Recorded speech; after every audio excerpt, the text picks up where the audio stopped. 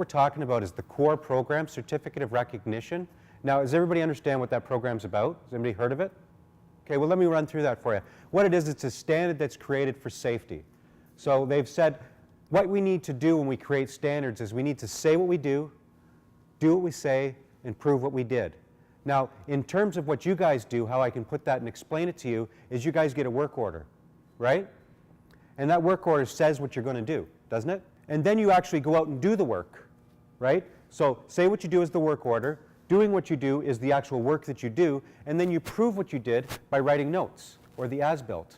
Because you got to bill for it, so you need to prove that you've done it, right? So does everybody kind of understand that process? So I'm trying to put it in terms that you guys may understand. Say what you do what you say, prove what you did is the core standard, and there's 14 elements to it. And they include policy, hazard assessment, inspection, preventative maintenance, a bunch of things. And I'm going to talk to you about those because one thing I want to do is I want to make sure that everybody understands the basic principles of the program, right? And I'm going to ask you all to participate in the thing fully with me because this is a test, really is what it is. I'm testing your knowledge. And if you guys can repeat everything, then I can say, yeah, you guys know this stuff. And why I'm doing this is because when you guys start your job, the first thing you learn is terminology, am I right? If you're working with a young guy, you teach him terminology first, right? Because how are you going to go to work? How do you do what you do if you don't understand the terminology? If you don't understand what a pipe wrench is, how do you work? You know? But, you know, we haven't worked on safety terminology. Can anybody here give me 10 safety terms? We haven't addressed that. We haven't taught safety. Your company should have an occupational health and safety policy outlining the responsibilities of everybody in the organization. You have an occupational health and safety policy that outlines the responsibilities of everybody in the organization, and that is in the OH&S program. So what does the policy outline? Responsibilities, right? It's easy. Safety, everybody's overcomplicated everything and talked a lot, right? And that's why we don't remember and we don't know because people are confusing terminology. Safety, policy is responsibilities, right? So what's the policy? Right, that's easy. Policy is? Policy? So we've got one term already. We've just gotten that, right? So that's good. And it defines the responsibilities of workers, supervisors, owners, managers, all on one page. The next thing we want to talk about is hazard assessment, hazard identification. How do you guys identify hazards when you go out on site?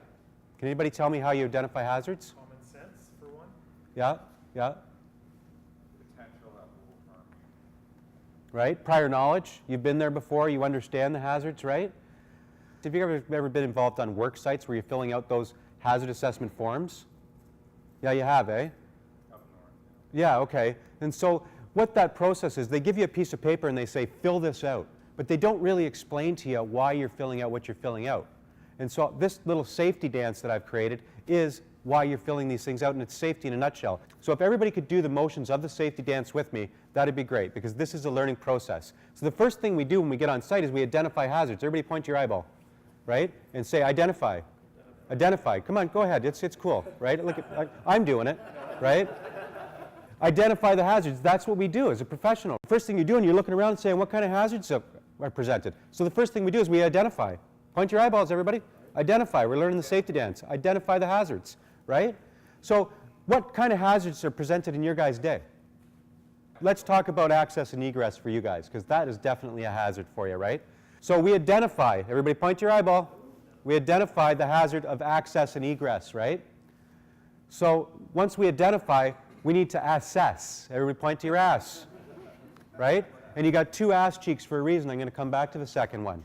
Right? Now we've identified that there is a hazard of access and egress, and we're going to assess it. What do you think you're looking at when you're assessing a hazard? The likelihood and the consequence, right? What's the chance of me falling? What's the chance of me getting hurt is what I'm thinking, right? When I'm assessing. And then what's the consequence? Yeah. Right? So we identify the hazard. Everybody point your eyeball. We assess the hazard against the likelihood and consequence. When you're assessing, you're a naked monkey. You know nothing, right? Because you can't say, well, I have this in place, or I know this, or I know that. Because when you do your initial assessment, everybody point your ass, when you do your initial assessment, you know nothing. Does that make sense? Right? So what's the likelihood, if you know nothing, if you're a naked monkey, what's the likelihood of you getting hurt accessing a roof? It's going to happen eventually, right? Because you don't know how to climb a ladder, you don't know how to access, you don't know how to hold the roof door open, right? And you know those are all challenges the first time you do it, right? Especially getting up through there when you're holding that roof door open.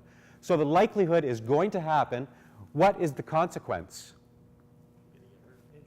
Serious, right? Serious injury, I would think, right? Because you're falling and there's all sorts of stuff underneath. You're usually in a janitor's room or something, and it's confined, it's really controlled space. So we identify the hazard, right? Every point, identify, and we assess it.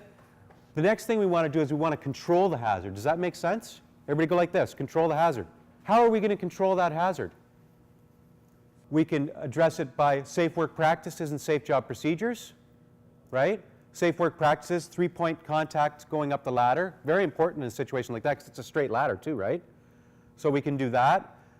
We can also pass information on to each other, right? We can put notes in our order forms saying that if you go to this place, these are the things that you need to be aware of. That's a control, isn't it? Right? So those are things that we need to be working on going forward. So we identify, we assess, we control, and now we reassess. Right? Back to the other ass cheek. Come on now, I know you can do it. Right? So, the reassessment point, now that we put those controls in place and we've talked about it, what is the likelihood of you getting hurt? It's less. It's still there, right? For sure it's still there. Right? It's never going to go away. Right? And the consequence is probably a little lower too, right? Because you're going to look at it and you're going to move things out of the way that you could fall on. You're going to make sure that you go up and you put the roof up first, then go down and get your stuff, right? There's certain things, there's safe work practices that you can do to lower those things, all right? So the policy is responsibilities, right? One word, very simple. We all need to know this. We all really need to know these terms because you can't do your job unless you understand terminology. So how are you expected to do safety, right? So the policy is responsibilities.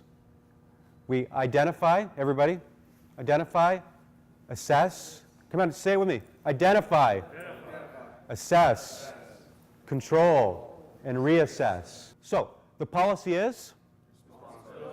The safety dance is? Identify, assess, control, reassess. The safe work practice is the do's and don'ts of a task. And we can find them in the OH&S program, and they're an administrative control. I could go further and deeper with you, but I'm just teaching you the basics. So a safe work practice is the do's and the don'ts. Safe work practice is the do's and the don'ts of a task.